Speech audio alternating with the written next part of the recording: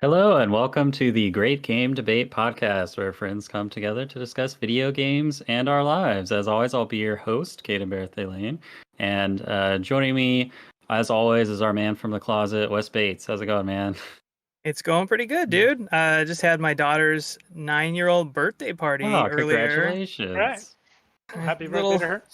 little proud papa Yeah. tear rolling down my cheek, but I'll be okay. I'm pulling it together for the podcast here. Well, I'm sure she had a great party knowing you. Yeah, it was a good one. Lots of fun, lots of laughter. Too much food that's very unhealthy for you. So Oh yeah, yeah, that's the way it goes. Heck cool. yeah. And we're also joined by the godfather of Great Game Debate himself, Jonah Gomez. What's up? How you What's doing, up? I've been better. I've had a really dude? rocky week, so I hear that, dude. Yeah. Hopefully it But- picks up for you. I'm here, and that's what I'm happy about. So let's go. Heck yeah. Yeah. Well, Well, we'll see if we can pick up your afternoon Oh yeah. with Yeah. this show. And we have the distinct pleasure and honor of being rejoined by two previous guests to the show, Brad Russell and Jimmy Good. How are you guys doing? Woo! Meow, right, meow, meow, meow, meow. Brad, you're you for giving having me retro vibes with the sepia tone of your camera and the 80s synthwave background on your TV and the retro consoles on your stand behind you. I'm loving it. Thank you. Zelda 1 shirt. It's my brand, baby. Yeah, those DualSense controllers are real retro. They really stick out there, don't they? That's funny. Yeah. And how are you doing, Jimmy? I loving the Monster Hunter rep on your shirt. Got the eater of elders himself, Nergigante. Yes, thank you so much for having me. And as we were talking about beforehand, this was a gift from he's on the Great Game Debate, I think it is. His Oh. name is Wes. Oh, Yeah, Never heard this of him. actually, this art is by the Bearhemoth. So check out the Oh. Bearhemoth on Instagram.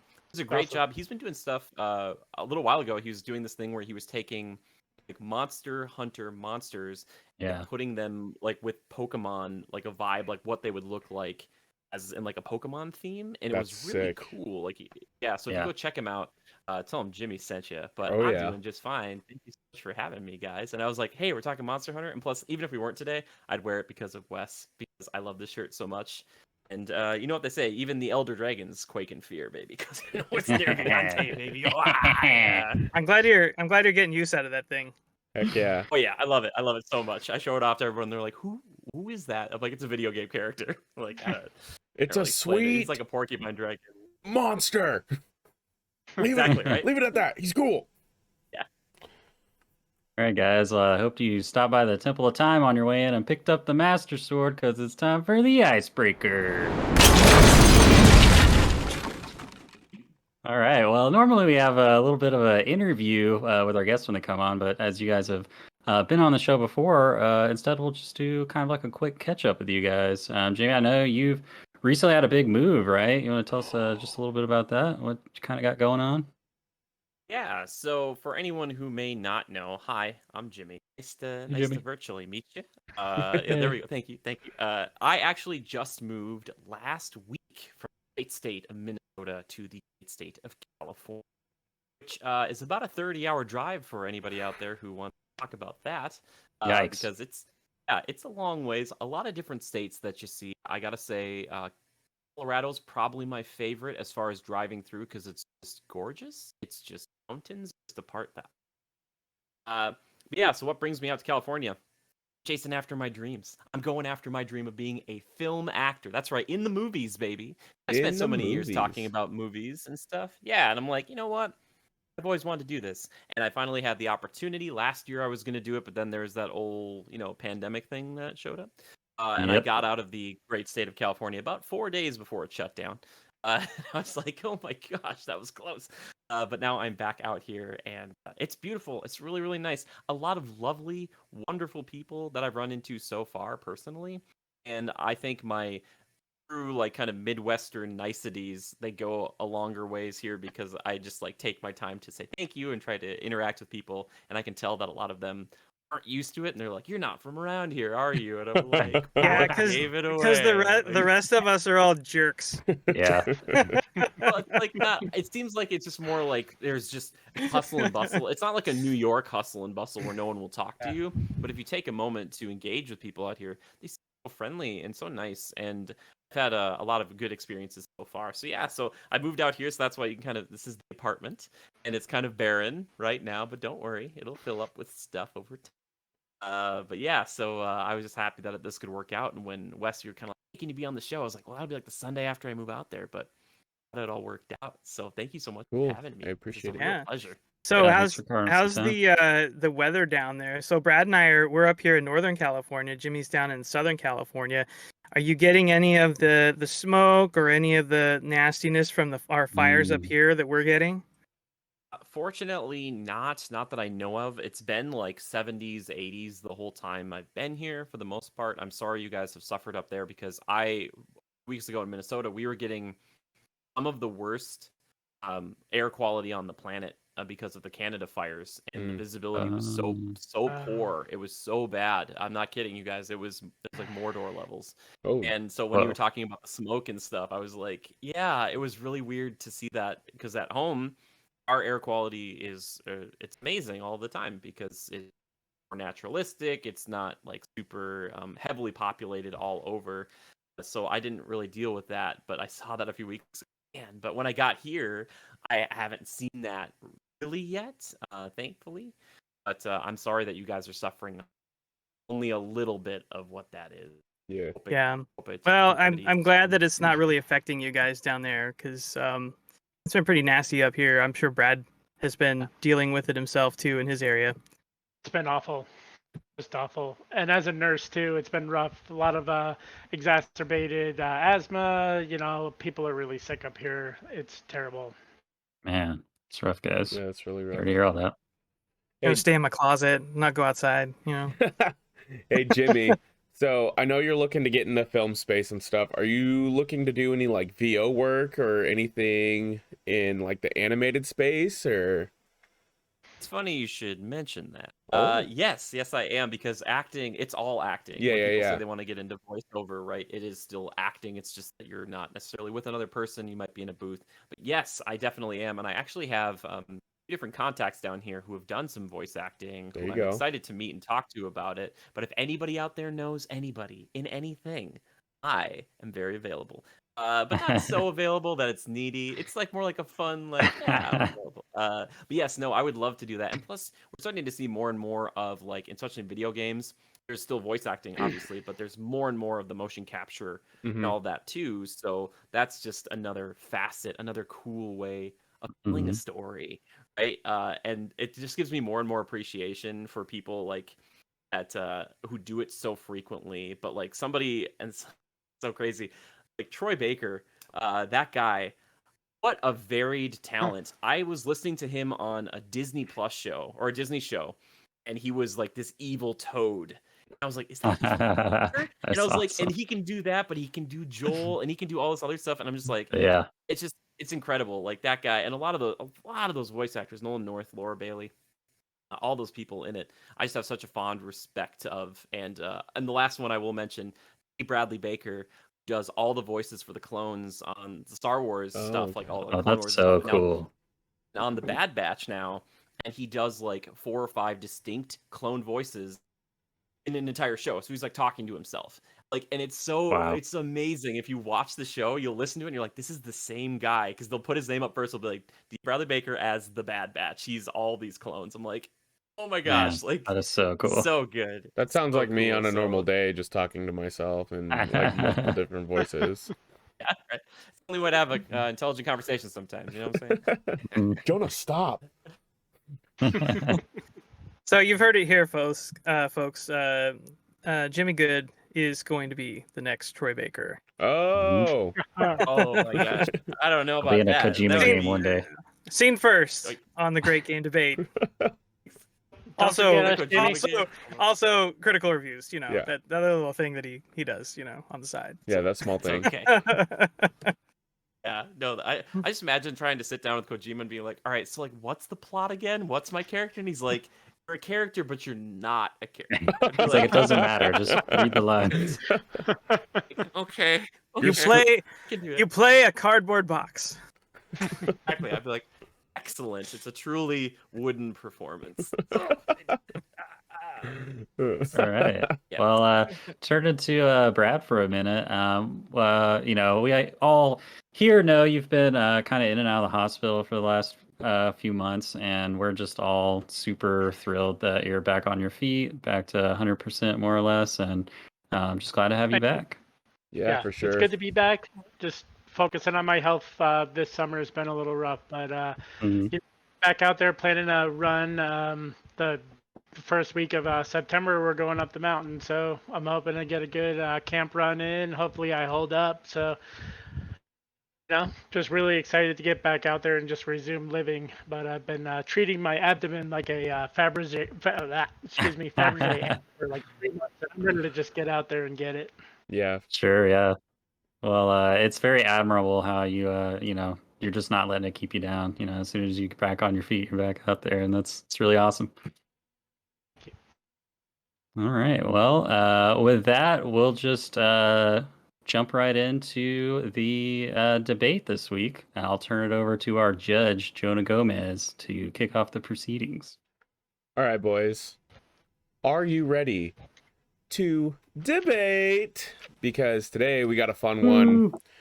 We've got our host, Kaedhen, and our guest, Jimmy, doing a group debate on the same team for Monster Hunter. Fifth Fleet, represent. Let's go. Woo-woo! And in the other corner, we got our buddy Wes and our good old friend Brad representing Dragon Quest. Ooh, look at that. Brad's bringing materials. I love it. All right. So things are going to be a little bit different this week because we do have a group debate.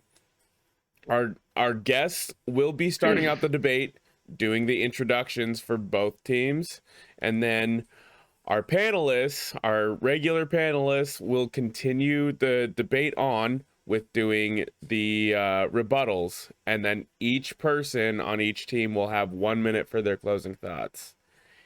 Does anybody have questions before we get started? Nope. All right.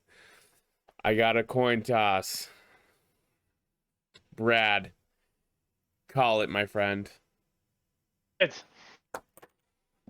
is tails. All right, Jimmy. You guys want to go first or last? Get out there. We're gonna go first. Let's crush it. All right, let's go. I like the confidence. I do too. Foot forward, you know. So misplaced. Oh! And the trash talk is beginning early, folks. All right, Jimmy. We got 2 minutes on the clock, starting in 3, 2, 1, go. Monster Hunter is undoubtedly one of the greatest franchises in gaming, if not all multimedia of all time. It's a series that brings people together. One sweet and special purpose. One that goes back to the primordial ooze of what we are as humans. That is to hunt things together and bring these beasts down. Things we love, yes, but we love more. Their horns, their talons, and making cloth, armor, and metal out of these things and going out and hunting them again until we the monster. Let me tell you a quick little story. I got a friend, his name is Joe. He loves to play first-person shooters. Joe only plays first-person shooters. Guess what? Monster Hunter World convinced him to do something else. Something different. Something special. Play a game for multiple hundreds of hours that was not shooting. He could have used a bowgun. That's totally viable. But no. Great sword user. Oh yeah, tries out different things. He likes the glaive. He's not very efficient with it, but he still does. He jumps up in the air and does it. You know, that's fine. It brought him into this thing that none of us had ever experienced before. A series that's been going on for a decade and a half. something that's beautiful and has broken into the West, and clearly it's been showing. Monster Hunter World crushing it. Monster Hunter Rise being a pretty well-known Switch game now. Like, that's kind of the big thing people are going after that. 30 seconds. It's beautiful. It's a beautiful, wonderful thing that allows you to create your own stories, compelling moments, beautiful, well-designed creatures, and these combat encounters that are never the same twice. That you will always enjoy and play until 3 in the morning every time you start it up at 8 o'clock at night. That is Monster Hunter, and it's one of the greatest games of all time, great series of all time. Oh, all right. Leaving 5 seconds on the clock. I like the confidence. All right, Brad. How you feeling, man? You ready to Been rock ready and roll? since 1989, Jonah. Bring it. That's what I'm talking about. All right, love it. Brad. 2 minutes on the clock. Ready, set, go. Okay, Dragon Quest. Let's start with a question. Does anyone out there like Final Fantasy? Oh. Yes. One? And does anyone enjoy Pokemon? Oh. Yes. Has anyone enjoyed their time with Chrono Trigger or perhaps Yakuza Like a Dragon? Well, then you have Dragon Quest to thank for that. Dragon Quest is pretty much credited with bringing us the JRPG as we know it. Yuji Horii took games like Ultima and Wizardry, PC-based RPGs, very complicated, and stripped down the control system so it can be played on consoles and can bring it to audiences everywhere. The reason why it caught on so great is, it's like Dungeons and Dragons and anime in living color. Even in the 80s, it really brought it. The world is just incredible. From the early games, everything's pretty much basic, but especially modern day, there's so much going on. It's a living, breathing world. You can hang out here. I've spent countless hours in Dragon Quest 8, Dragon Quest 11, just gambling in the casinos. 30 seconds. Exploring the landscapes. Culturally speaking, I mean, it has ingrained itself. You can't go to Japan without seeing something. There's cafes. There's convenience stores. It's embedded itself, and like I said, if you find yourself a fan of the genre, the JRPG genre, you can't find a better franchise than Dragon Quest. It's impossible. Ooh, he said it's impossible. All right, Kaedhen, how are you feeling, man? Brad's Ready saying to it's draw some blood. impossible. Ready to go for the throat. Oh yeah. Oh yeah. All right, my friend. 2 minutes on the clock. Ready, steady, go. All right, let's talk about mascots. Think about mascots in video games. Think about Master Chief, a character with a story. Pikachu, a character with a story. Mario, a character with a story. Now let's talk about mascots from Monster Hunter versus Dragon Quest. Dragon Quest has the slime. Literally just a slime. The weakest enemy in the game. No personality, no story. You kill 1,000 of them by the end of the game. Monster Hunter has Rathalos, the Dread King of the Skies. This guy is the skill check of the game. This is the get good moment. This is the Father Gascoigne moment of Monster Hunter. You're piddling around with great Jagrets, the yellow lovable punching bag, and then you reach that skill checkpoint in the game, and it's ride or die. If you cannot beat Rathalos, pack up and go home. And then you experience that moment of finally those gears clicking and you mastering the combat against the Rathalos and understanding his patterns, looking into the future, and he can't touch you. And then suddenly you're playing with him, his fire's sliding off of you, and you've killed him 100 times, and you've become the king of the skies. You don't get that feeling when you kill 100 slimes. You get that feeling when you kill 100 Rathalos, okay? And 30 seconds. Let's talk about music real quick. Every single Monster Hunter has its own boss battle track music, and Dragon Quest has been using the same music for every game for like the past 20 years.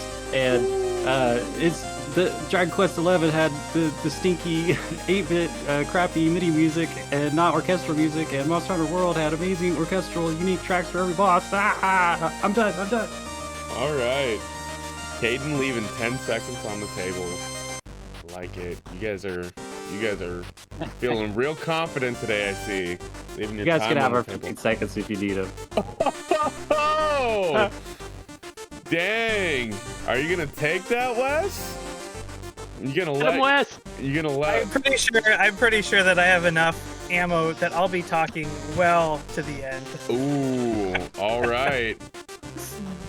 Wes Bates bringing the smack talk. I love it, and all the confidence. All right, sir. 2 minutes on the clock.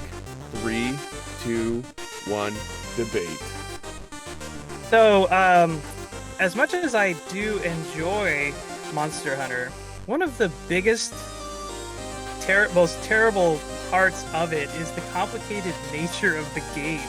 There is so much that you need to know about this game to play it properly, and guess what? The game doesn't teach you almost any of it. This game has some of the worst onboarding for new players of any series in video games.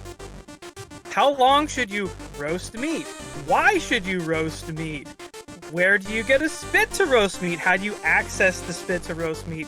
You'll never know because the game will never teach you. There's 14 different weapons in this game. Is that great for option? Sure. But you have to test all 14 weapons to figure out what you actually want to play with. And a lot of the movesets are so complicated that, you know, I've like, well, which one's the dummy weapon? Because that's the one I'm going to use. What's the difference between a switch axe and a charge blade? How fast can you fill a vial? How do you make it explode? You never know because the game just does such a terrible job of teaching you. What's a demon drug? How do I make a demon drug? When do I use a demon drug? There's so many items, all the crafting.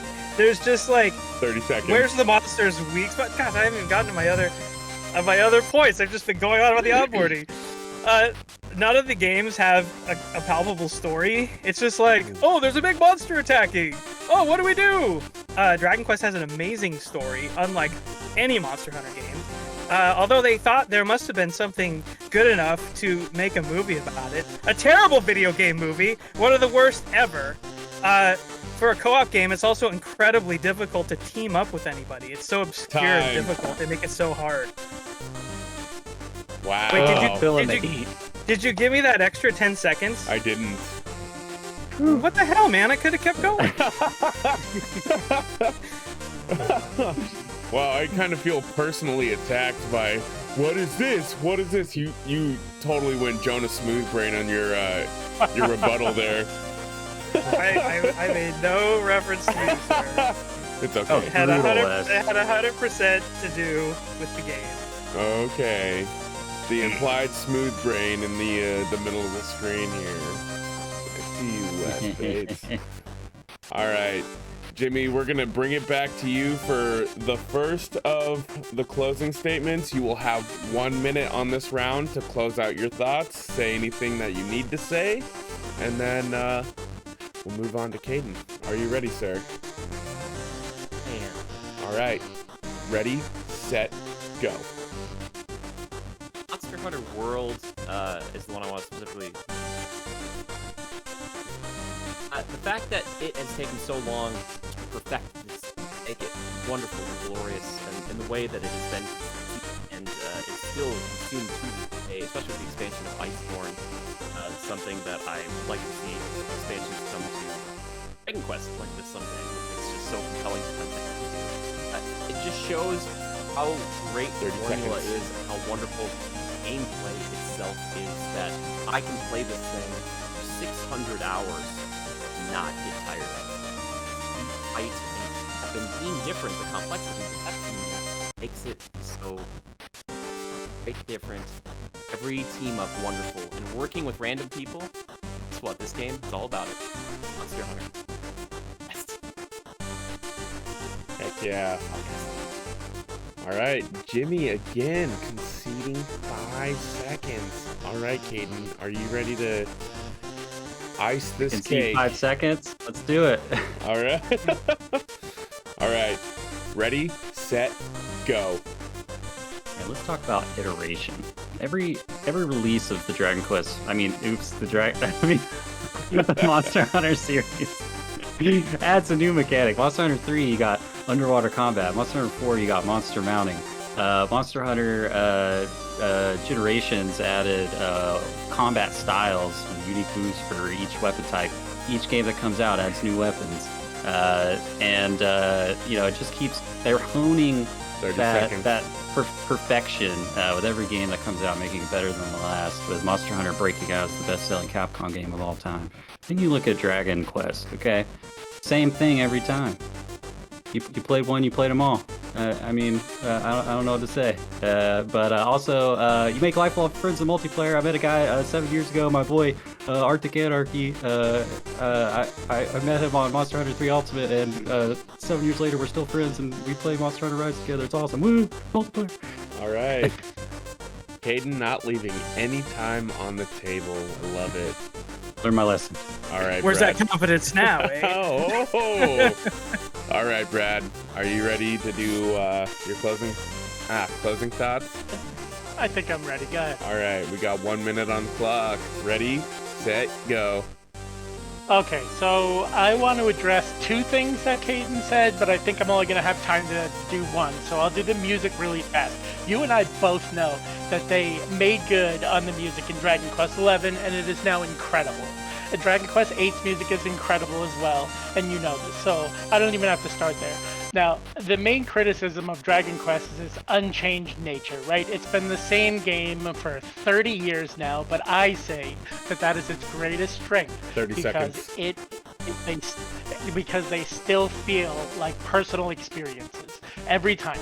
Everyone's a little different, but the core of the game, if you can play one Dragon Quest game, you can play another. Sure, some of them allow you to recruit monsters into your party. Some of them have, different class systems but the essential core of Dragon Quest, anyone can pick it up. Anyone can, a game can play another Dragon Quest game over and over and over again. Sneaking a little bit extra there at the end. All right, I see It was the you, 15 Brad. seconds we gave them. Oh, okay, okay. That's the extra 5 seconds. You can have my extra. Okay, I see. You guys are being very generous. I have so much more. All right. Master West debates. Are you ready? Yeah, except for that slander right there. I don't know if you're doing What? that, but, West debates. You don't like me calling you West debates? you have that master thrown in there. That was unnecessary. That was Well, uncalled for. fine. I'm sorry. I wasn't trying to slander you at all. I swear I wasn't. I promise. Let's get this podcast going. Come on. All I'm right. ready. 1 I'm minute ready. on Let's the do clock. 3, 2, 1, debate. Michael Huber of VZ Allies likes to describe Dragon Quest with the term cozy vibes. And that's exactly what you get when you play this classic JRPG series. It's like a warm blanket you wrap around yourself. You go back to a day when things are simpler and you go on a jolly quest with a group of great characters who become like friends by the end. Okay? This series, as has been made known, has been around for a long, long time. 30 seconds. And it's so popular that in Japan, when a new Dragon Quest game launches, most employers give their employees the day off because they know that they're not going to come to work anyway. They're just going to call in sick because they're going to be home playing Dragon Quest. That's how good this game series is. Beyond everything else, one of the things that hasn't been mentioned is the Toriyama art. This is the man that brought us Dragon Ball, Dragon Ball Z. You want to play characters with enemies, with amazing pods and incredible art style. It's just an amazing series overall. And that's time. All right, friends, that was our debate. And whoo-wee, you guys are throwing me for a doozy when it comes to picking sides. Wes out I here suppose. invoking the Huber, dude. Like, Yeah, that's not fair. So, all right, let's see. If I'm gonna have to pick one of these games based off of how you guys debated, I'm sorry, boys, but I'm gonna have to go with Dragon Quest. I feel like they sold it just a little bit better.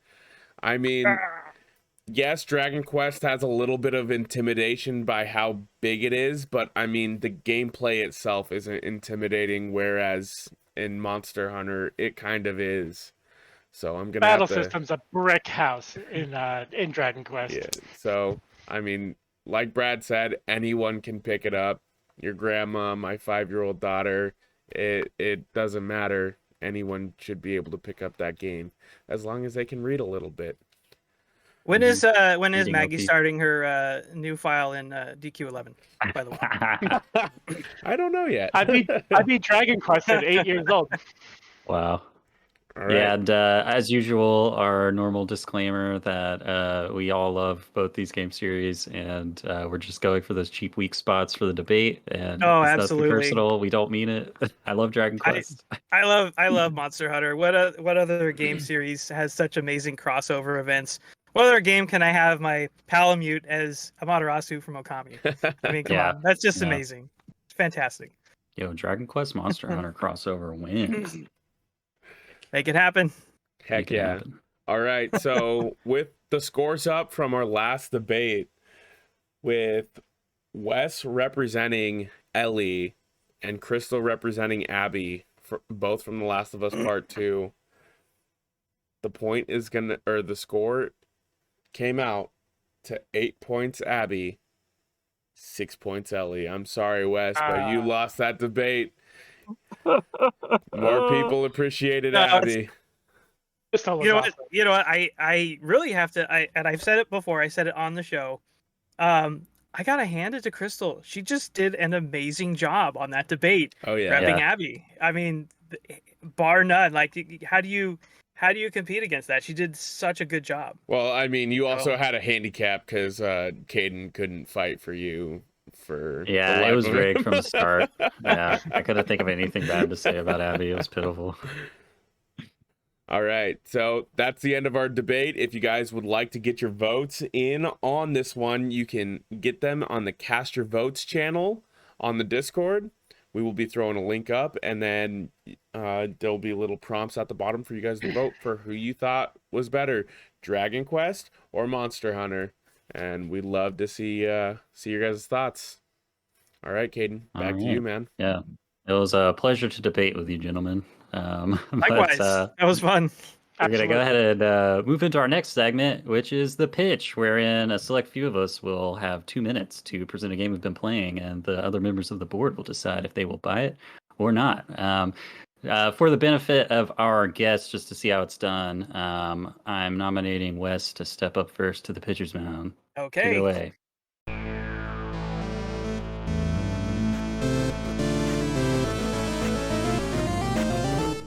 3, 2, 1, let's go. All right, so we just got done talking about certain classic JRPG series, and today I will be bringing a game, also a classic JRPG series, known as Ys. I recently played Ys Origin, and I had an amazing time with this game. This is a classic action RPG in a hack and slash manner. It's a kind of like a top-down dungeon crawler where you play as one of 3 characters going up a demonic tower trying to rescue 2 goddesses who have been kidnapped by a bunch of bad guys. And so I played a character called Unica Tova, who is a mystic knight who had a giant axe.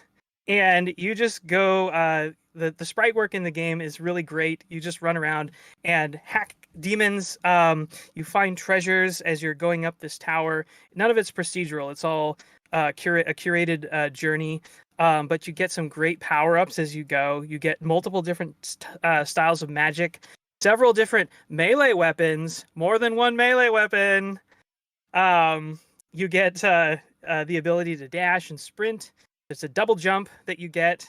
which comes in handy. There's a bunch of characters in the game that you meet, supporting cast. It's all kind of a simple but a very 30 seconds. effective, a simple but a very effective and engaging story. Nothing too complex or hard to understand, but it does really draw you in. The character and the dialogue work is really well done. There's no voice work, so it's all just text. But the character portraits are crisp and nicely done. It's got amazing visuals. It's got amazing boss fights where you can like jump on top of the bosses and kind of like a interesting way All to right. attack. Sorry, I didn't give you quite a countdown, Wes, but that'll be the end of your pitch. All right. All right. Yeah, so Wes, you said additional melee weapons. So you mean like just upgraded different kinds of axes, or she literally gets other types of weapons that like function differently? I don't want to spoil it, but during the story, there are story reasons where you come across a second weapon Okay. that ties directly into the story that you can use, and it Mhm. changes. It actually has a completely different move set than the axe that you start with. All right, keeping that gameplay fresh. All right. Yeah. So my question for you is the cosmetics. So Kaedhen kind of got half my question. With like the different weapons and like different armor sets and stuff, are there different changes in like the cosmetics, or is my character going to be like the same style character from the beginning of the game all the way to the end? So this game uses like kind of they're not what I would call like pixelated sprites, so to speak, but they are sprites. So they're not a like super detailed character model like you would have in some of like the newer East games like East 9.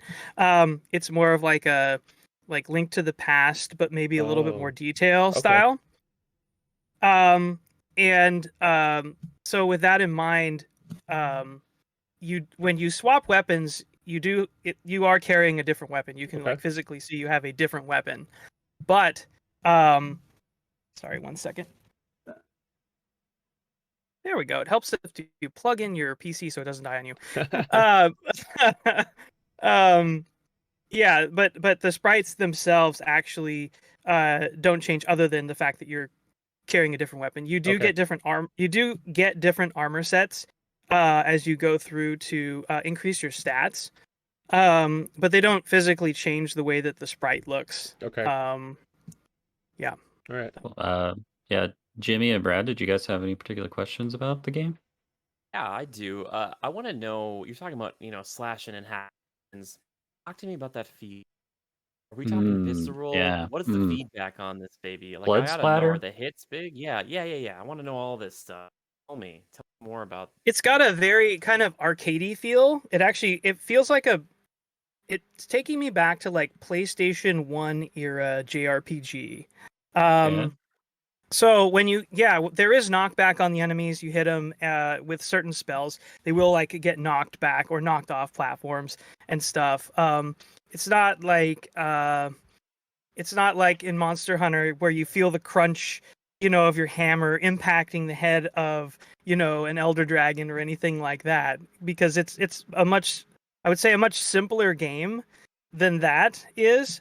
But it does feel pretty good to like whirlwind your way, especially when you level up. Like you can palpably feel how much stronger you get when you level up. Okay. That's what I need to know. So you'll be going through an era and like I did a fair bit of grinding like in each area that I went through in between each boss. And so I would gain like 2 or 3 levels, and you could feel like how much faster you're starting to mow through enemies as you start to level up, which is a great feeling. Thank you. What you got? What you got, Go ahead, Brad? Yeah, that's right. Wes, kind of a two-part question. Is this your first East game? I played a little bit of East 8.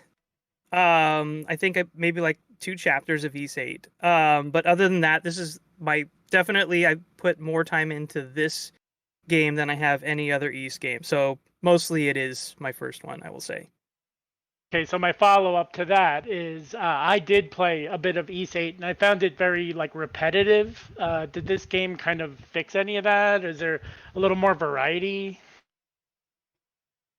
Well, like I said, that for me the variety was the fact that I was kind of gaining a new magic ability like every hour or so, and gaining the new weapons and the story pull. Like it there's not so much gameplay in between bosses or in between story moments that you're going for really, really long periods of time, unless you're just running back and forth between rooms to respawn enemies to grind.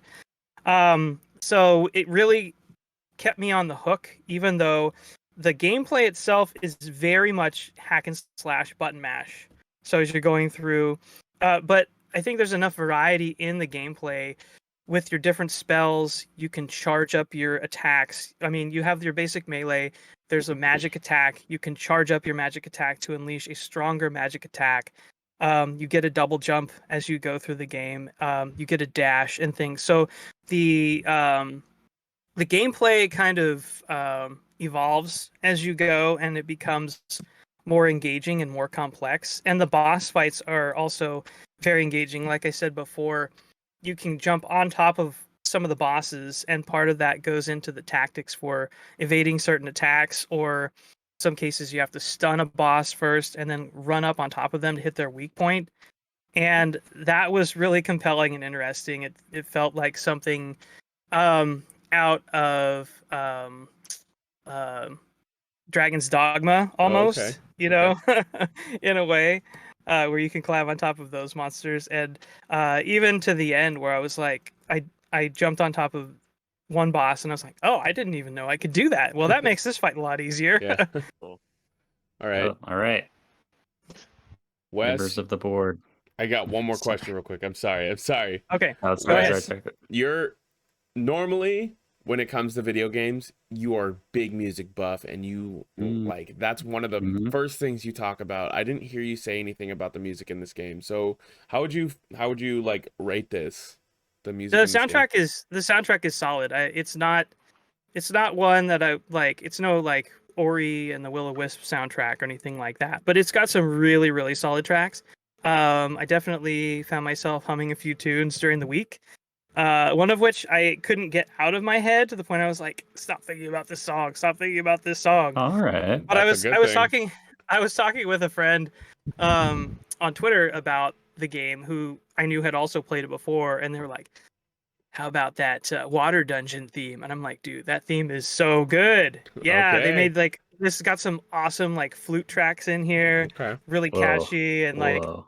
really kind of builds the ambiance for this level. And the environments for as you work your way up the tower are very it changes a lot. So you'll kind of like go to like Cool. start kind of like generic, and then you start getting into like some more interesting environmental areas, like where you have to go through these like underwater dungeons and these kind of like sand dune areas. Okay. And yeah, so it changes it up in right, an cool. interesting way, and Cool. the music's good.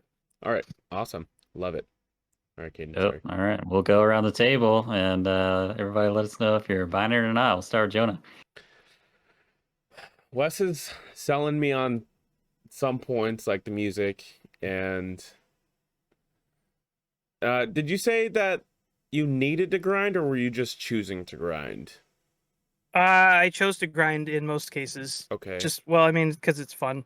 All But right. it does help. You know, if you're struggling against the boss, you just load up the save and like, oh well, I'll just grind like 3 levels, and then it makes this fight a lot easier. Okay. So. Plus, it probably has difficulty modes, I bet, right? There's probably like an easy mode. It does have difficulty modes. Oh, okay. There's and I know like there's like a nightmare mode and stuff you could do. Yeah. I don't know if I mentioned it also, but there's 3 different characters, and they all have different stories, like greatly different stories, and so in some cases different bosses. So the replayability is quite high. Yeah. Okay, that's cool. All right, you know what? I think you might have sold me on it. I think I might have to look into this game for sure. Another East fan in the books. All right. What do you think of Jimmy? I'm interested. I will look into this one. It's one of those that like the name right away when you kind of showed me it at first, I was like, oh, this is like Wise. Wise, Yeah. yeah. Like what's going on with this? But yeah, I've heard people talk about it a little bit, kind of and I feel like a lot of these games they kind of start that way. Like there's that kind of like that rumbling, like there's like a dedicated fan base, but like it's slowly starting to trickle out that more people are trying it. Yeah, just like But yeah, Monster Hunter. yeah, exactly right. Yeah. But yeah, I will probably look into this. So All thank you right. for the recommendation. Heck yeah. What do you think of Brad? I think so. I've been kind of circling this game for a couple weeks now myself. So I think I'll probably pick it up. All right. Yeah. Log.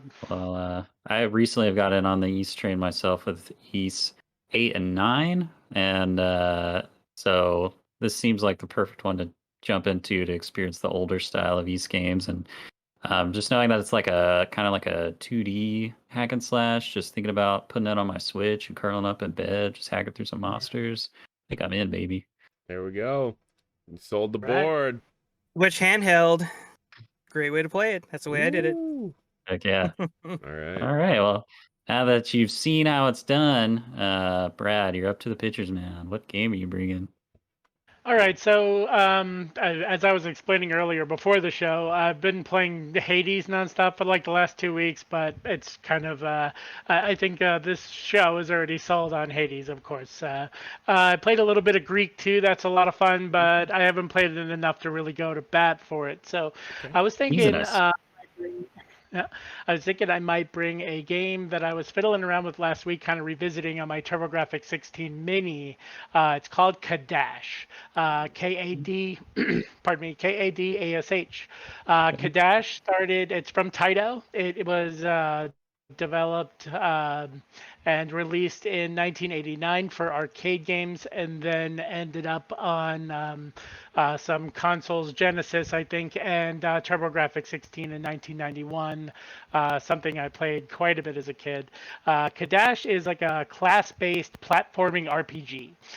So it's got elements, a lot of different elements there, which are really neat. Like I mentioned, it came from an arcade game, so it had to be a little bit retooled for consoles. So it wasn't so much of a quarter muncher. When it came to consoles, you can level up. You can choose from 4 different classes.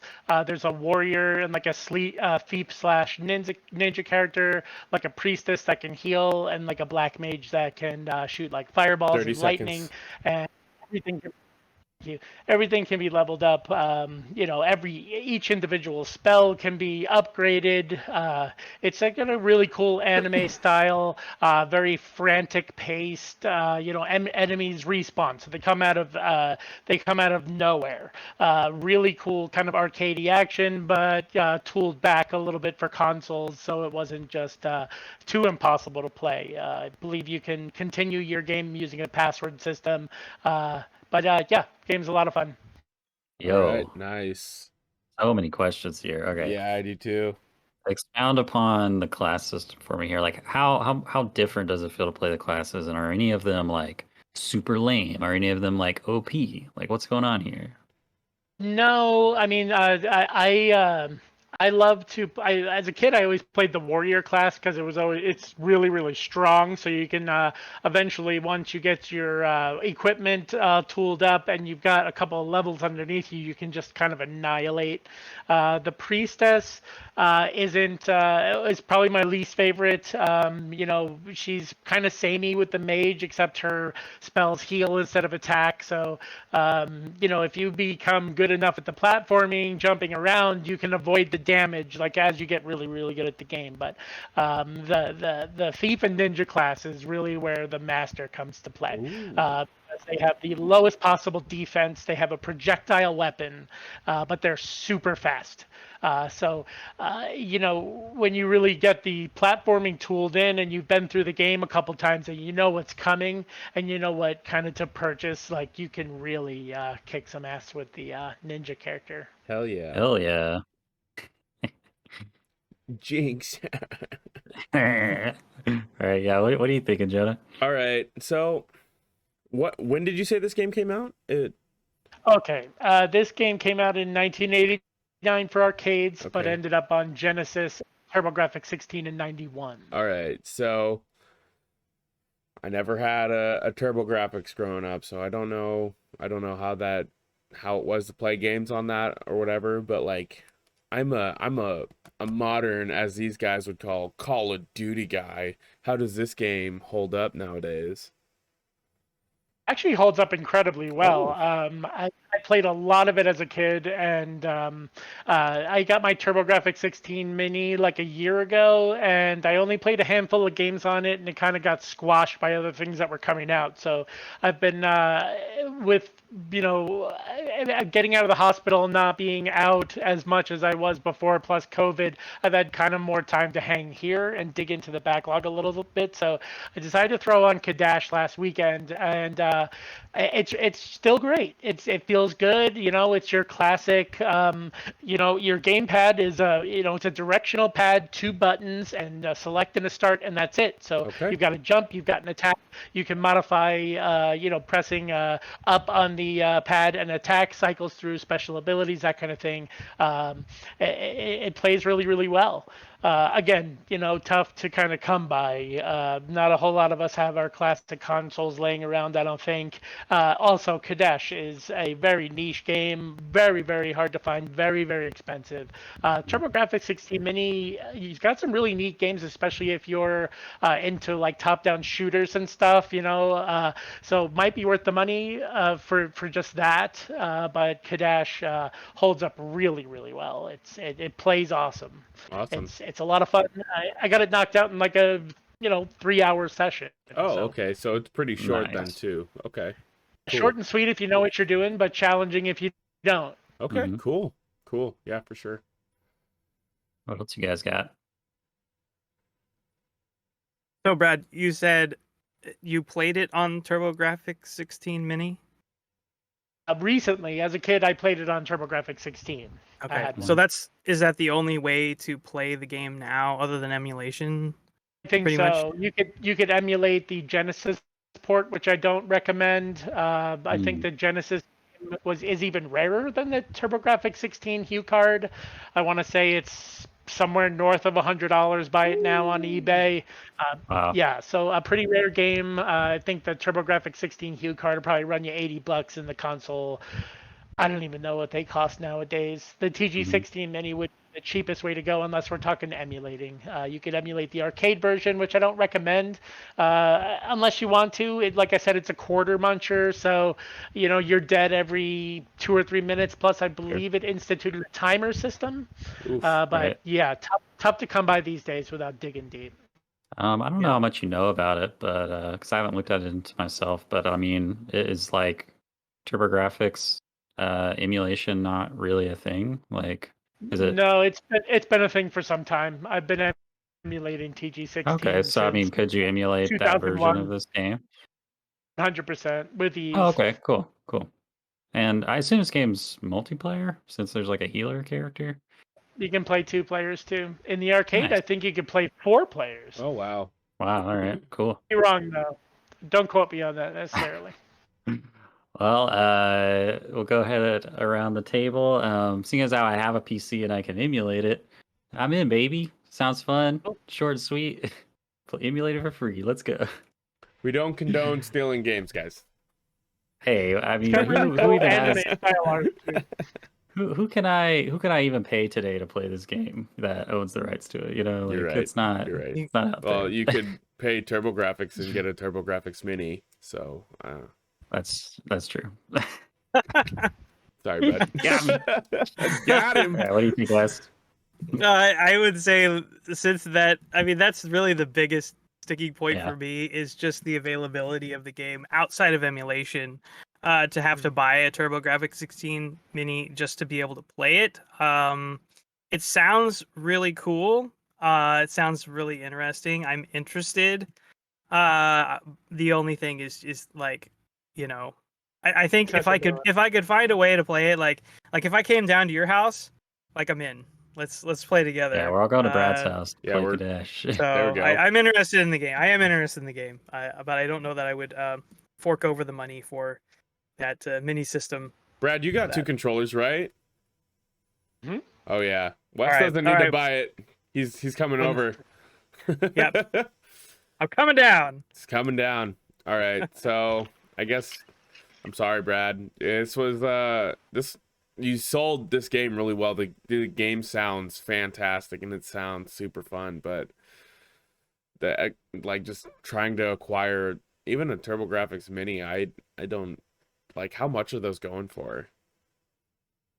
It was under 100, but Okay. I don't know what kind of stock they have. I don't know if they just ran them off and now they're gone. I haven't looked into it. Okay. I was a day one guy.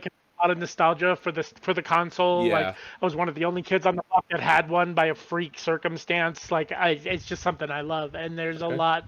That console has a lot to offer. So.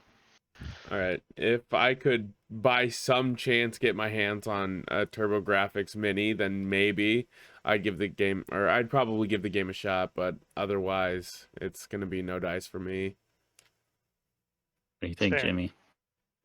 I think I'm in the same boat as Wes. I think I'm just gonna drive up. Hang out Yep. with ya. Yeah, there you go. We'll I just mean, have Skill trip. an awesome Get meetup. up here. Actually, Absolutely. when one of you dies, we'll like trade out the controllers and stuff. There you go. Like, Trade off on a right, death. There you go. Perfect. Yeah, that's, Wes? like, Only one of those old-fashioned- Wes, you bring the pizza. Jimmy, you bring the beer. It sounds like a party. We'll stream it. Critical Review stream. Oh, there we There you go. go. All right, I'll bring the computer with. Yeah, you're all set up. I'm bringing root beer, by the way. Who likes sarsaparilla? Woo. Woo!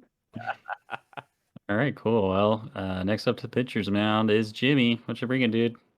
Excellent. So, when does my time start? 3, 2, 1, go. Perfect. I'm bringing the Ascent. Ooh. Gentlemen of the great game debate and dear listeners / watchers of the show. We live in a world full of games that ask, no, demand our time for hours, weeks, months on end.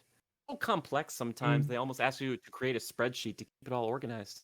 However, it'd be nice to play a game that affords a back-to-basics approach because, let's face it, sometimes we just want to shoot guys and blow stuff up.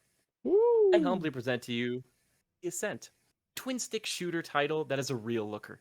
Comprised of developers that worked on such games as Gears of War, Bulletstorm, Doom, Far Cry 3, and Wolfenstein, one can really feel the polished thrill of the team's combined heritage. Find yourself in the ever-augmenting shoes of an indentured servant or indent whose goal is to carve your way the neon-lit streets of Veles. Combat is a mixture of the old and the new with a slight wrinkle thrown into the shooting formula where you either fire from the hip or aim down sights. Be careful, though. Some enemies can only be attacked by hipfire, which harkens back to the old wretch-slaying days of Gears. Sorry. Cover is also a consideration, allowing you to duck and avoid bullets from some cyberpunk ne'er-do-wells. This is all topped off by special abilities, nades, skill specialization, armor, and your choice of personal armaments. If you enjoy going alone, no problem, but the game does support co-op with 30 up to seconds. 3 friends, too. The world itself is densely packed with detail and some gorgeous lighting. Denizens of Veles are also complex too, offering plenty of additional information on your assignments if you choose to indulge them. However, the snappy gunplay and carefree nature of the game is its best quality, along with its killer soundtrack. My question for all of you is this: isn't it time that you ended? That's my pitch.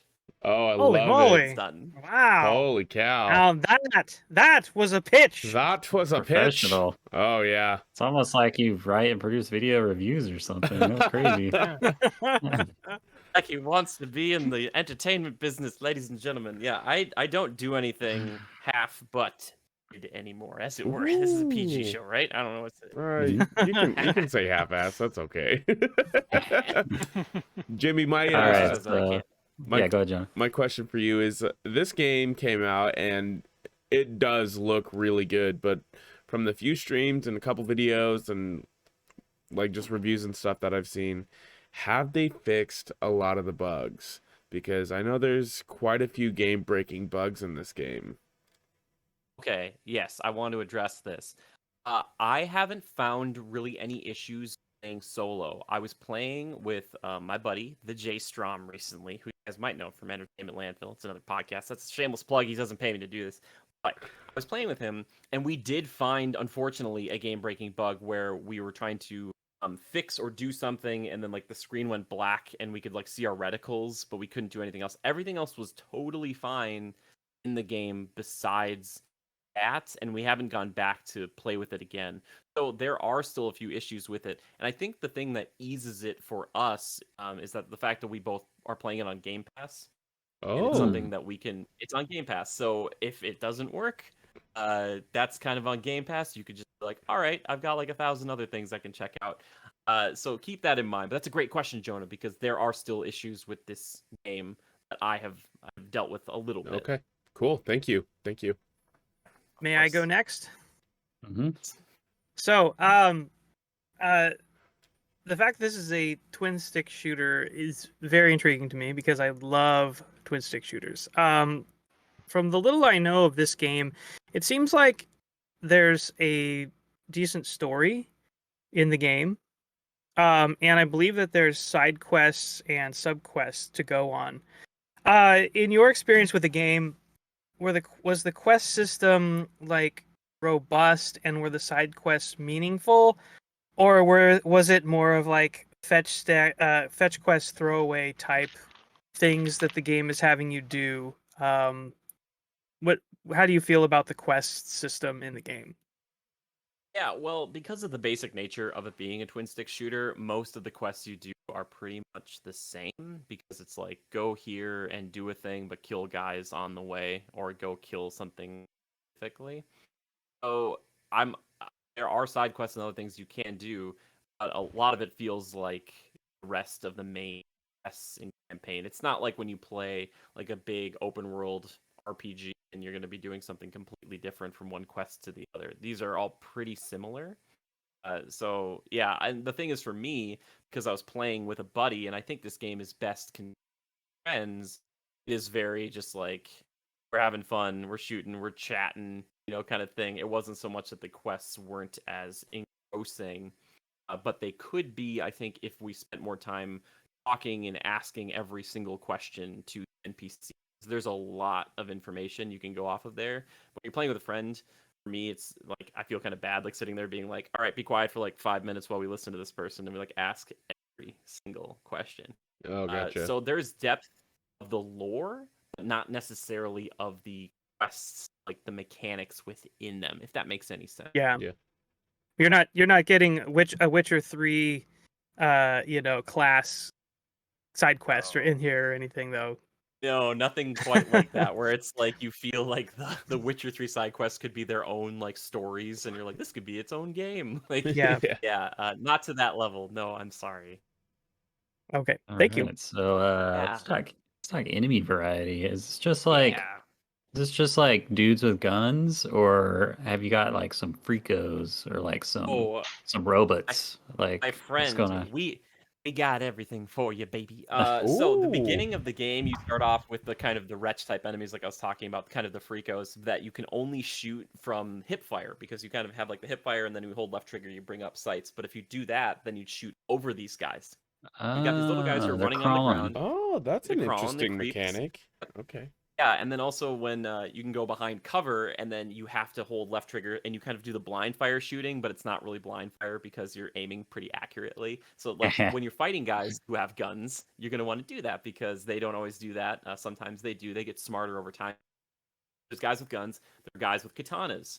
There are little kind of goblin-esque gremlin dudes who run around with mortars, and they can only shoot them from the hip. And they will like shoot mortars, and they can put like little health areas and stuff. There are larger, like obviously boss monsters or boss kind of encounters. There are robots that you can fight, and it seems like certain weapons are more effective, or certain elements are certain effective against varying type. So, like when I was trying to use this one pistol that has like fire bullets on it, or like incinerates, that does really well on the people, not as well on the robots.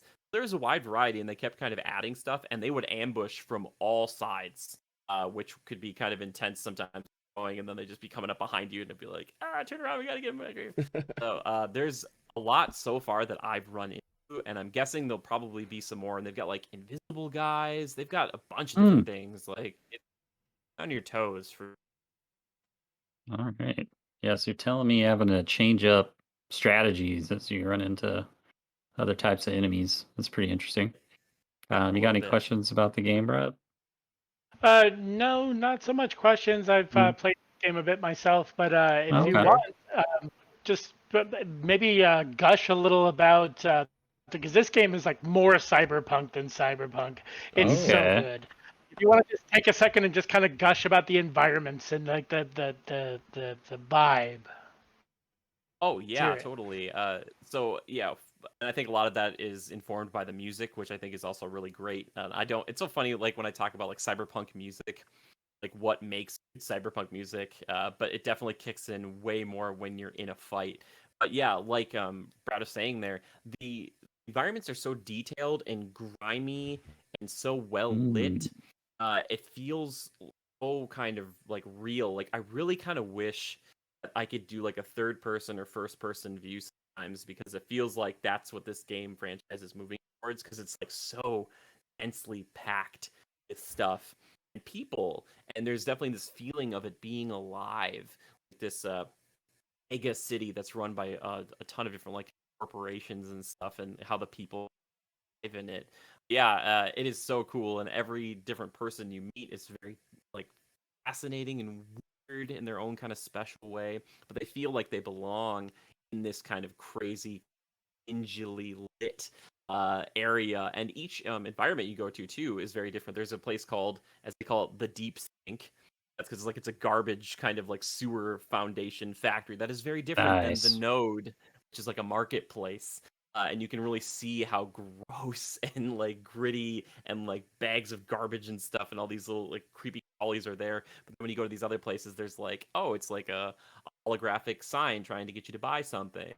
Like these people kind of talking about their lives, and a lot of, I forgot to mention this too, there's a lot of like not friendly fire against you but against civilians, and if people get in the way, you will like mow down people inadvertently because they run in the line of fire, and you feel kind of bad, but it's like That's the character great. does not care. Yeah, like people are just like screaming and running away, and you're like oh sorry, you ran in front of the bullets. And sometimes some of the people in this world look like they're enemies, so if you're not looking at the radar, you might be like, it's an enemy, and it's just somebody coming home from work. And you feel kind of bad about it because you're like, yeah, it's really really detailed and such a fascinating world, and I really hope more of it in the future. I think with a bigger budget and more time, this could be like a cyberpunk franchise. You know what I mean? Or just like it's the Yeah. that kind of world you want more of. Cool Yeah, beans. Brad, that's a good thing to bring up.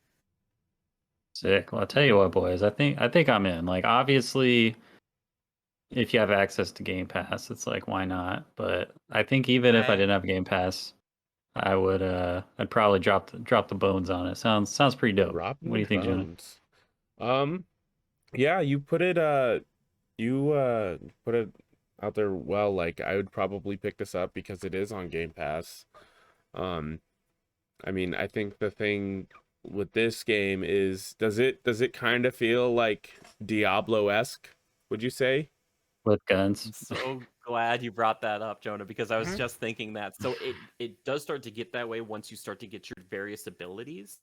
The one that I really like that I was given or got recently was within a like certain time limit, you can unload your entire magazine, but it does it automatically, so it's like a lock-on feature. Hmm. And it will just automatically point and shoot at like any enemy that's nearby that you're kind Oh, of aiming cool. at, and you don't have to pull the trigger. John Wick, You get dude. these moments, yeah, like with a pistol or with an assault rifle, where you're just like, That's it's like, awesome. oh, it feels so cool. And then on a boss, you're like, I unload my whole clip of like 100 rounds into it. It's like, I'm just like perfectly aiming and just kind of strafing around, so I'm not getting hit. And The there's also power a fantasy. right, yeah, there's a dodge roll. Everybody remember A is to dodge roll, because I didn't know that for a while, and it's very key. You need it. It's a keen thing to have. All right, Yeah, so it cool. gets more Diablo-esque with abilities, and there's like a heal stasis area instead of a grenade. So if you don't have somebody on your team, kind of sort of, there's like this punch that can like cone and like it disintegrates multiple people, and there's dudes with shields, and I just punch through them because it just goes through it and Ooh. just kills them. Yeah, there are cool abilities that makes it feel a little Diablo-esque. Cool. All right, I'm sold. I'll pick it up. I don't have to drop any extra money on it. I got Game Pass, Yeah. baby. It Oh, I sounds want to like team up with you guys. Brad, you've already Yeah, taken the plunge on this game. Yeah, I had the good fortune of having a couple of sessions with friends of the show, Sal and Yeah, shut up. Zach we had a really good time on it, and we did have some issues with connectivity, some slowdown. But at one point, my character just like vanished. Like I could still walk and kind of my sprite was just gone. But I mean, we played the game right when it came out, so we've been just kind of laying low. I'm hoping they do some work on it and tighten it up. It's a lot of fun, so I'm looking forward to jumping back in.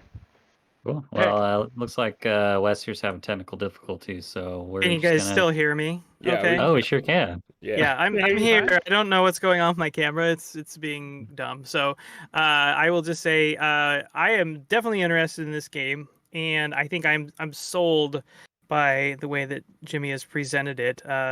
Not only his very professional pitch, but all the details of the information for the game itself. It sounds really cool, withstanding the bugs and the problems that the game has. But it sounds like a good time to me, and I'm interested in trying it at some point. So very cool. You sold me, Jimmy. Yes. You're welcome, Neon Giant. I'll take my paycheck. Yeah, hire Jimmy for your marketing team. Yes, contact Microsoft. They have your check ready. Yeah. Over the Game Pass. Uncle Phil. I'm gonna just call my buddy Phil Spencer's on my speed dial now. I'm just like, Phil, what's up, buddy? Talk to me about Fable. And he's like, Jimmy, we can't talk about Fable. Cool. You heard it here first, folks. Jimmy's gonna be in Fable. Yeah, voice acting. Let's go. Motion capture. Doing it. I'd be the chicken because I don't think I'm British enough. Chicken contest. Jimmy Baker in Fable. All right. Well, with that, we're just gonna cut to our break, and then we'll be right back. All right, we're back from our break, and it's time for a dumb gaming tweet. So, as usual, we don't like to share, the actual user that these tweets are from, so we're not trying to gaslight anyone, but I do have to share this person's avatar is Thorin from The Hobbit, but instead of a crown, it's a paper Burger King crown, and that just cracked me up.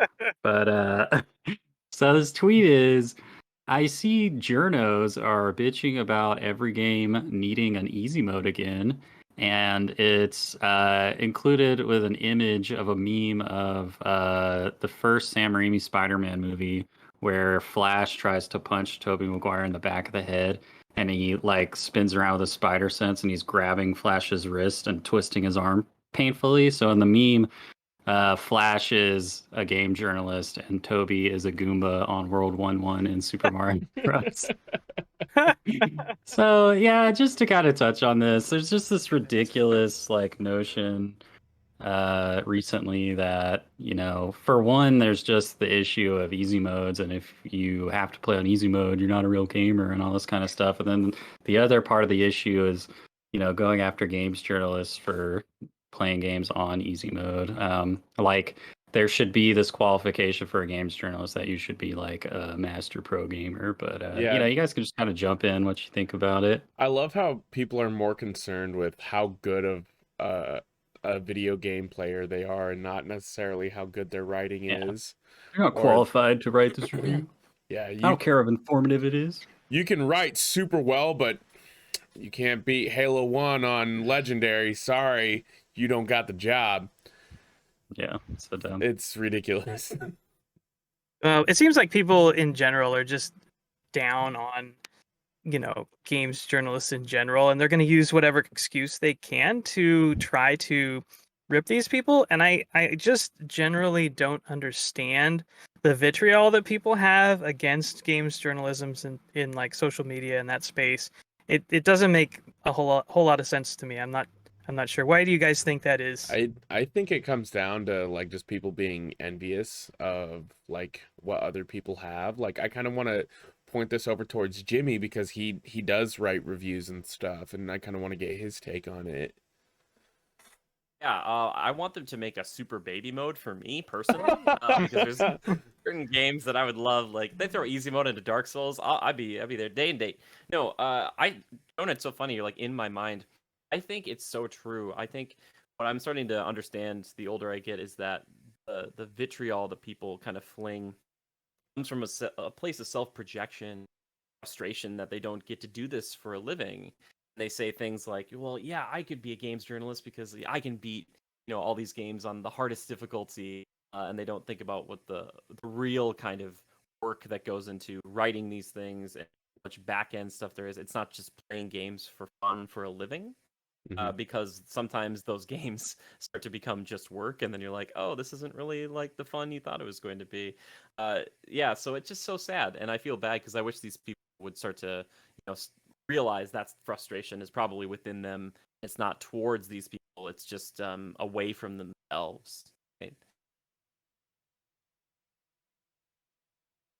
You cut out a little bit at the end there. Yeah, Jimmy. what's the last 3 seconds of what you said? Oh, I'm sorry. No, I was just saying that I wish people would stop throwing this at other people and away from themselves. Basically. Yeah, for sure. So sad. Anything you want to chime in with, Brad? Yeah, I think the problem might be that we have just a major shortage of game journos. No, it isn't. There's 1,000 of them out there, right? And I feel like we've all kind of found the ones that we love, And if you're someone that needs to hear their game review from someone who's a hardcore gamer, then I don't see why, everyone just can't have their own group of people that they trust to talk to them about video games. Like I do. I watch Jimmy's reviews. I watch Easy Allies. Like the certain, the reviews, and especially the types of games I play don't really warrant, a hardcore gamer telling me whether I should like it or not. So, I just, to each his own, I guess. Yeah, for sure. Yeah, that's a good point, for sure. Like, there are so many out there, and there are certainly some that aren't, really great. That, people tend to take that one choice person that, may not, represent that space very well, and, Sure, just kind but of that like guy's still use doing his them. thing. Yeah, and then they use that person to It's like great. represent the whole, group, and it's just like, come on, And the let's use guy some common who's- sense. Find the guy whose opinion you respect.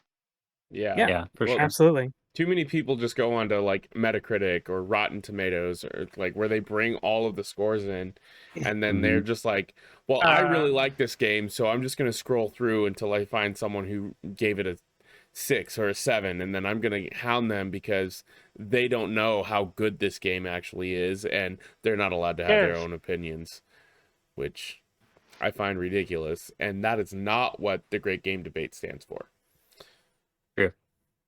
Yeah, games for everyone, and not everyone has the privilege of being able to spend a bajillion hours a week becoming really good at video games and just play games the way you want to play them to enjoy them and have fun. Heck yeah. So, yeah, with that, we'll pass it on over to the game master himself, Wes Bates.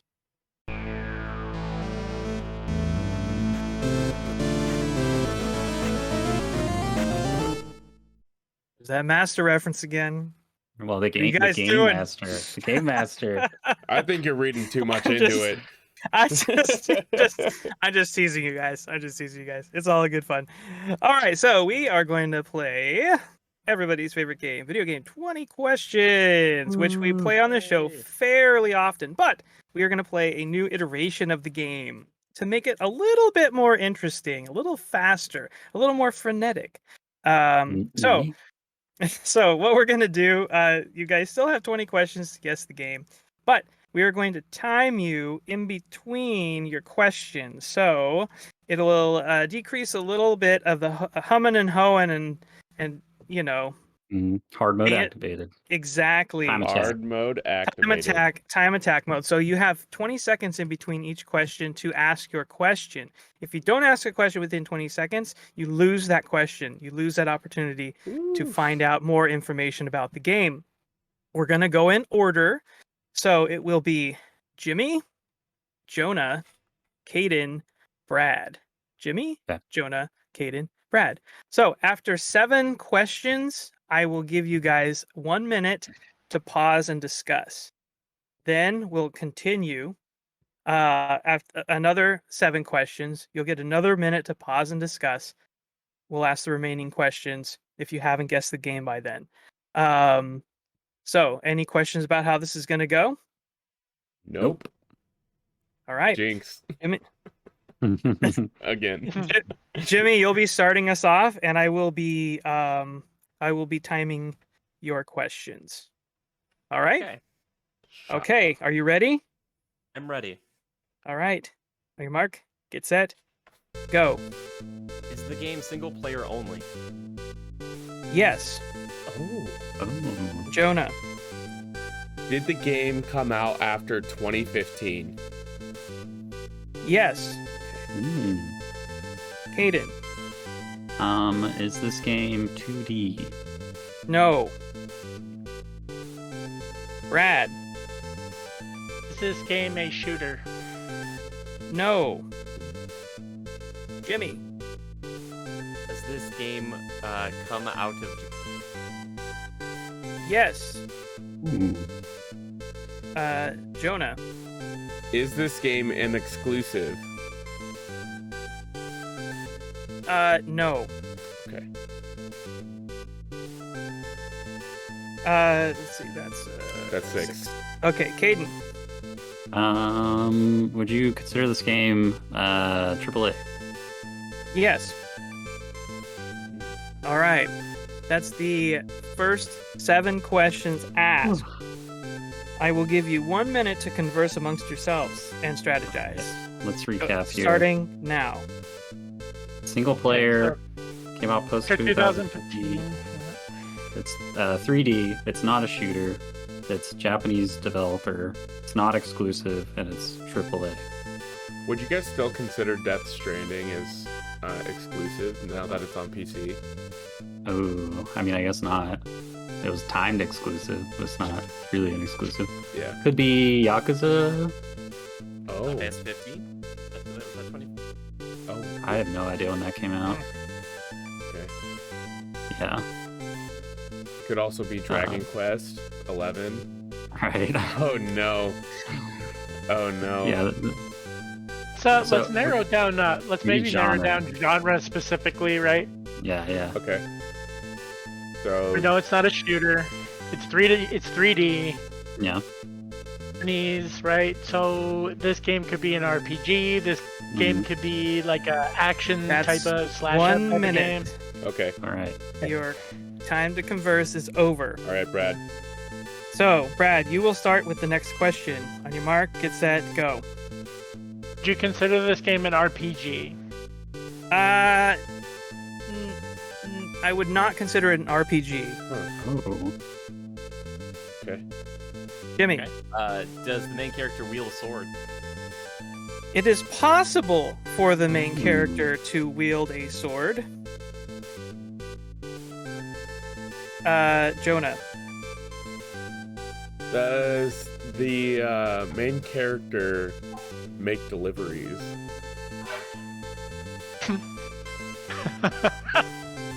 There may be certain aspects where you have to deliver things, but it is not a core mechanic of the game.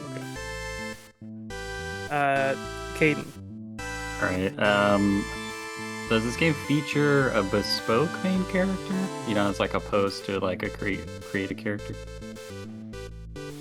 When you say, sorry, can you clarify the question? Yeah. for me, So like please? a game like The Witcher has a bespoke main character because you play Geralt, but Bloodborne doesn't because you make your own character.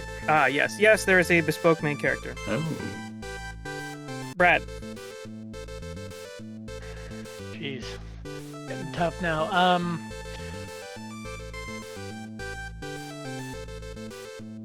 This game multiplayer. No. Jimmy. Is the combat turn-based? No. Jonah. Oh my god, I don't know what this game is. Is this game longer than 20 hours? Yes. And that is 14 questions. And you have another minute to discuss amongst yourselves. Starting now. All right, what kind of ideas do you guys have right now? Like, what do you Well, let's guys just thinking? recap. Single player, post 2015, 3D, not a shooter, not turn-based, Japanese developer, not an exclusive, AAA. You can wield a sword, and there's a bespoke main character, and it's 20 plus hours. Could be Yakuza still, right? Oh, it could be Yakuza. Oh wait, but like a Dragon's turn-based. Was there a post 315? Oh, I just don't know dates on games. There's no time. There's no time. Oh no! Wait, you don't want a sword in Yakuza? Well, maybe. I don't know enough. I'm sure you when could. they came out, that Scarlet floundering. Nexus game, was it? Scarlet Nexus, dude. That fit the parameters? I don't Yeah, know. bespoke. You said that this was exclusive or not exclusive? Not exclusive. It might be Scarlet Okay. Nexus, dude. Yeah, I like that. I like that. When did All right, when did that's Nier one. Automata come out? That's 1 minute. No more conversing. I'm sorry. Okay. Let's see, Kaedhen. I believe it's Yeah. yours, right? So you may start your questioning now. Does this game feature extra dimensional horror monstrosity type enemies that attack you yeah. No, Oh, it's not Scarlet Nexus. Brad, your question. Is this game presented in an anime style? No, Huh? Jimmy, your question. Is the party based in this game more or less than 3? Yes, less. Sorry. I botched that. So it's Yes or no question. it's yes or no questions only. I screw Sorry. that up. It's less. Just so you know. Jonah. Does this game have a strong story featuring robots and androids? No. Kaedhen. Oh god. How many questions do we have left? 3. Oh, 3? Okay. No, we have 2. Does this game take place in modern day?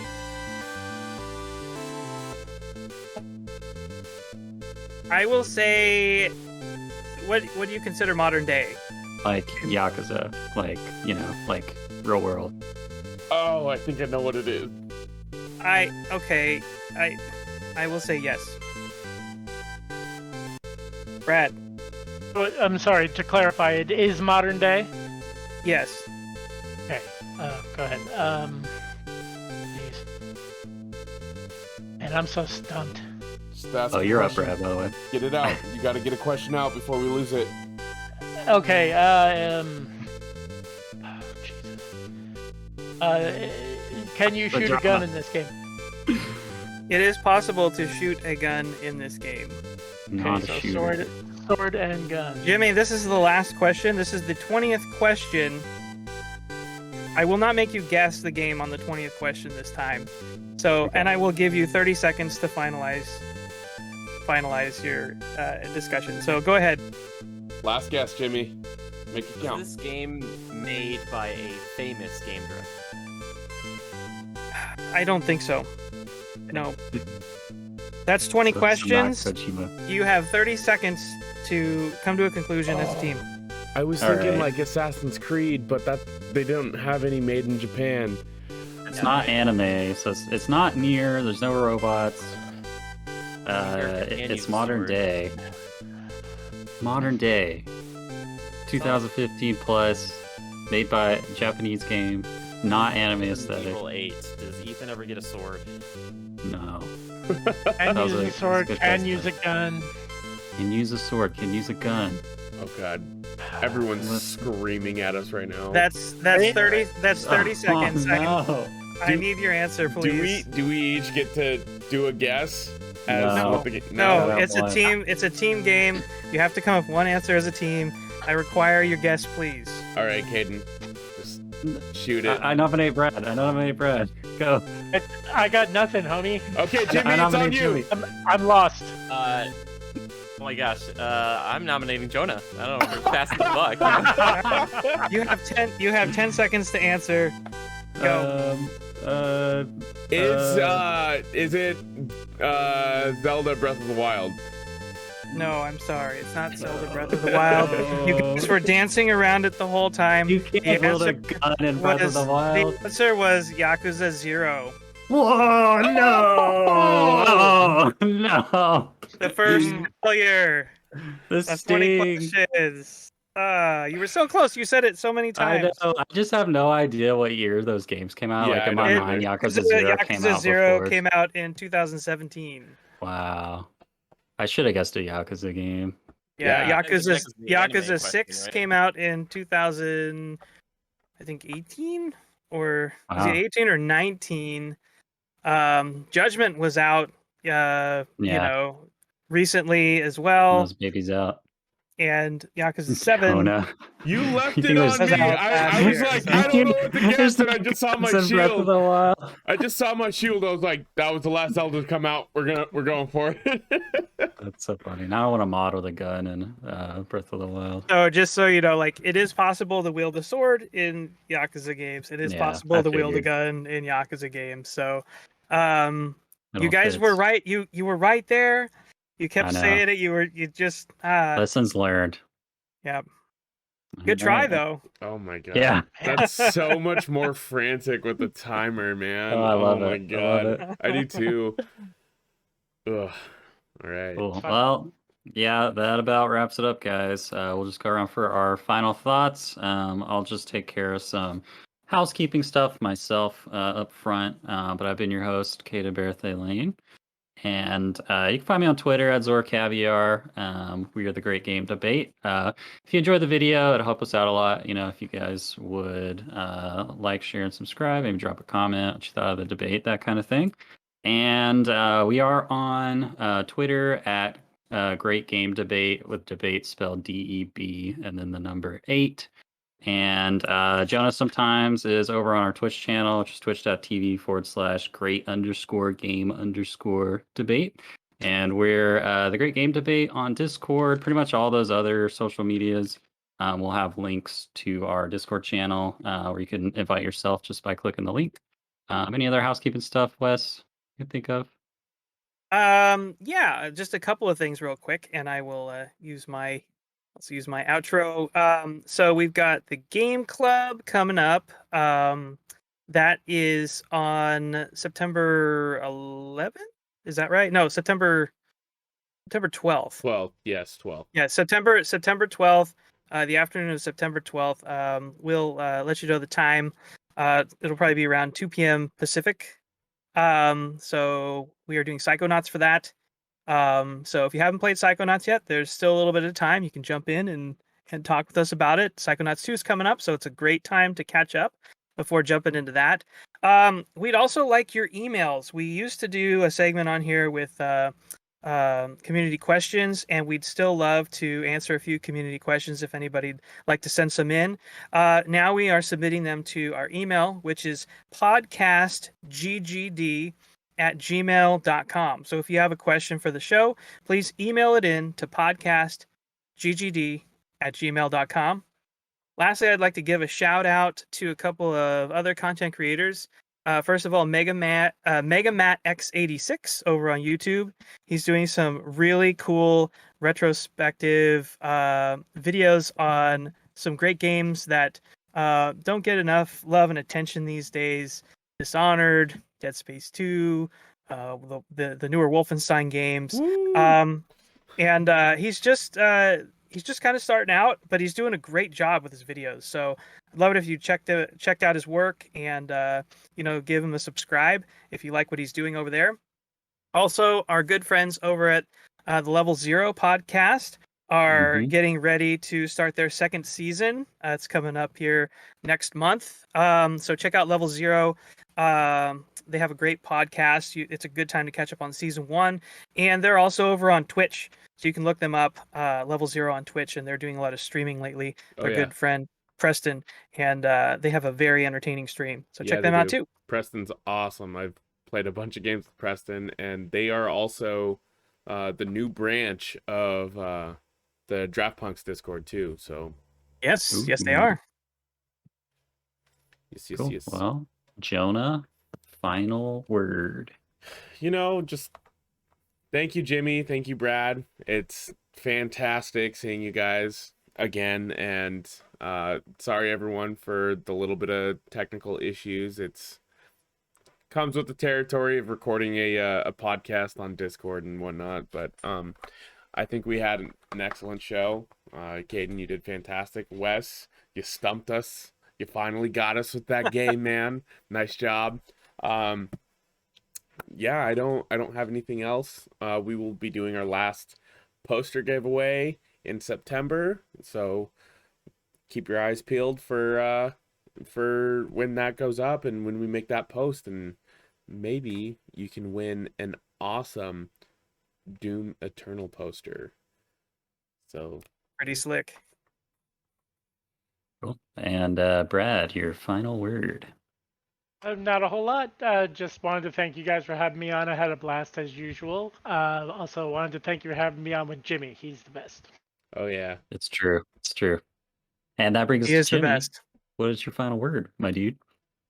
I just want to say thank you guys so much for having me on today. It's a real pleasure. It's so much fun to come back and do this again with you, and to echo Brad's sentiment. But back to you, Brad. You're a lovely human being, and I'm so glad we got to do this, kind of live, as it were. And thank you guys so much, for doing this show. And if anybody out there wants to help me out, just check out the rest of these guys, the work they've done. There's a bunch of other videos on here, lots of great game debates, a lot of just like what's this word? It's just kindness. I don't know. It's something that we don't see a lot of these days. Just being cordial about having thoughts and feelings, even if they are divisive amongst the crew. And I really respect and thank you guys, and for doing what you're doing, having me. A pleasure. Awesome. Thank you, Jimmy. We appreciate that a lot. Been a heartwarming reunion. But yeah, we appreciate our guests, and to our listeners, happy gaming. Bye. Bye. Bye.